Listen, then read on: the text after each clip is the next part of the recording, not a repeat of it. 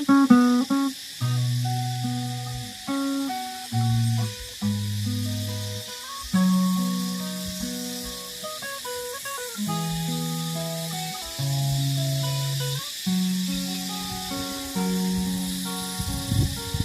bệt tây tơ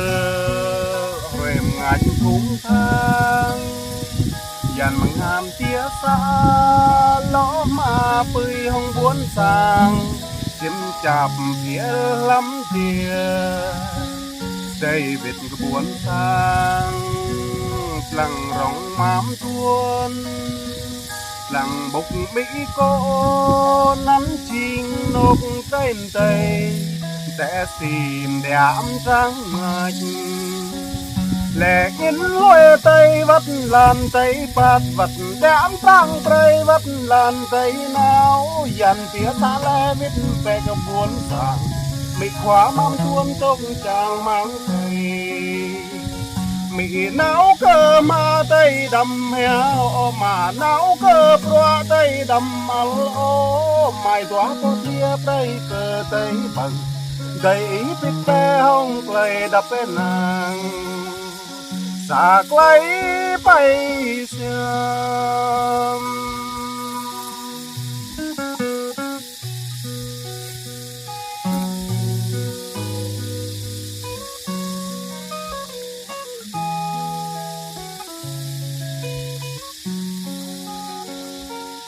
Tây bệt tây tơ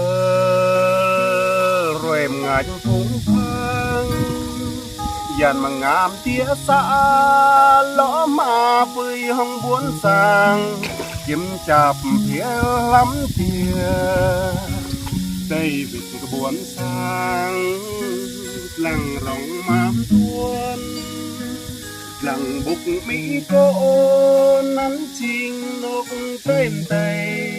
sẽ tìm đám trắng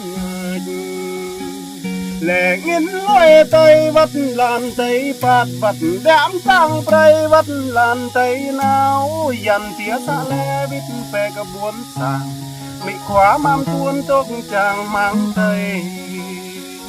mỹ náo cơ mà tây đầm hè họ mà náo cơ pro tây đầm alo mày tỏa con tia tây cơ tây bằng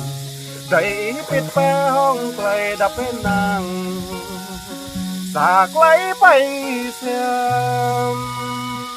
lẽ in lối tây vắt làn tây bát vắt đám sang tây vắt làn tây nào dàn tía xa lẽ biết về cái buồn sàng mỹ khóa mang tuôn tốc chàng mang tây mỹ náo cơ mà tây đầm heo mà náo cơ pro tây đầm alo mày đoán có tia tây cơ tây bằng đầy biết bé hông clay đập bên nàng sạc lấy bay xem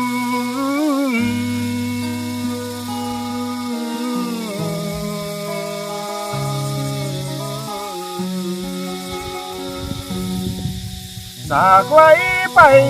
xem